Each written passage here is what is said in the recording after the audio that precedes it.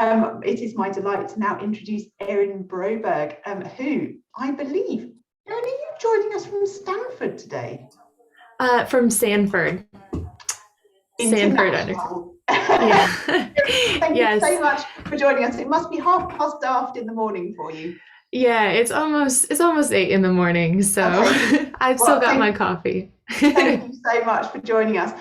Please, Erin's going to join us to tell us about Dark Matter Day and all the different research from over there. So take it away, Erin. Awesome. All right, so we'll go through this again. Can you see my screen? Perfect. Wonderful. All right. Okay, so yeah, I am joining from Sanford Underground Research Facility. I work here as a communications specialist. SURF is located in Leeds, South Dakota, and we are the United States' deepest underground laboratory. We host experiments in physics, geology, biology, engineering, and it all takes place a mile underground. So today I get to talk to you guys about one of our favorite events, which is Dark Matter Day. So in 2017, Dark Matter Day was established by the Interactions Collaboration, which is a group of international science communicators.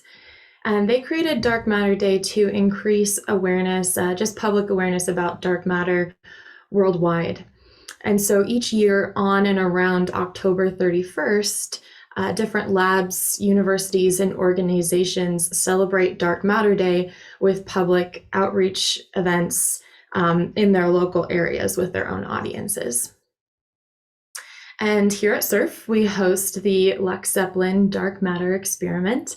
And LZ is on track to be one of the world's leading searches for dark matter. And so we are always eager to participate in dark matter public outreach.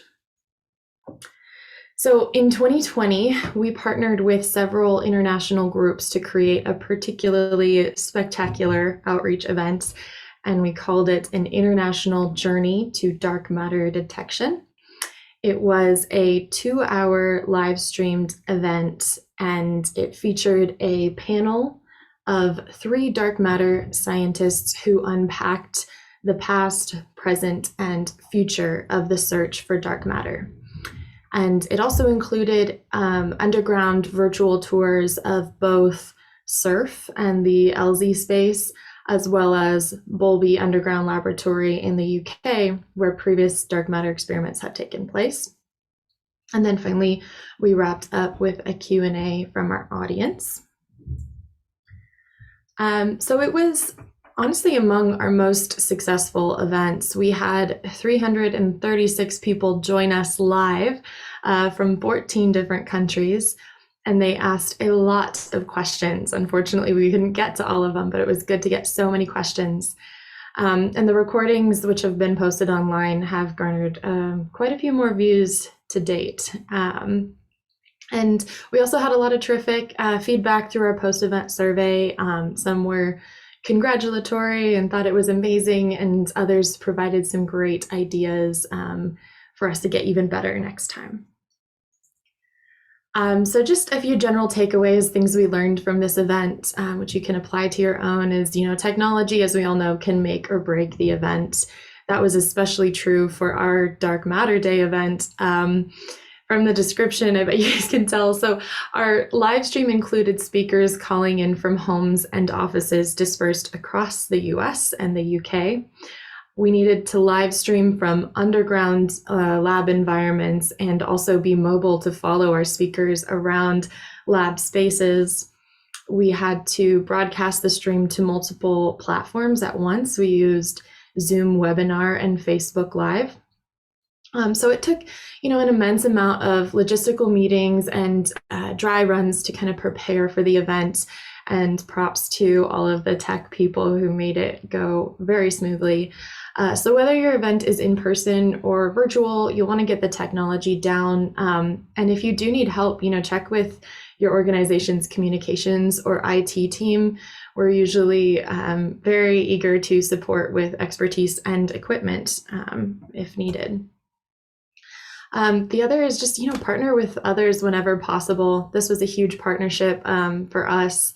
we partnered with the Lux Zeppelin collaboration, with Bowlby Underground Laboratory, with the University of Edinburgh, and the Science and Technology Facilities Council in the UK. It really helped us find diverse speakers and brainstorm different ideas and, showcase to our local audience in LEAD how broad the international science community is. Getting people with a bunch of different accents coming in and talking about science and talking about all the different places it's taking place. Plus, we were able to reach an audience internationally that we wouldn't have reached on our own. A huge challenge in science communication is to bring the information to a level that the general public can engage with. We told our researchers to assume the audience had never heard of dark matter before. So something you can do is review your material ahead of time with a communications professional or a K through 12 educator who is not a scientist if you need help with that. And just finding clever ways to make it engaging. We used virtual tours and a Q&A session, but think about what makes your experiment or university unique and find creative ways to break out of the lecture style format whenever you can. And I will just end with a note that Dark Matter Day 2021 is fast approaching and all the events are being planned. So if you're curious about that, you can visit darkmatterday.com. And that's all I have. Thank you.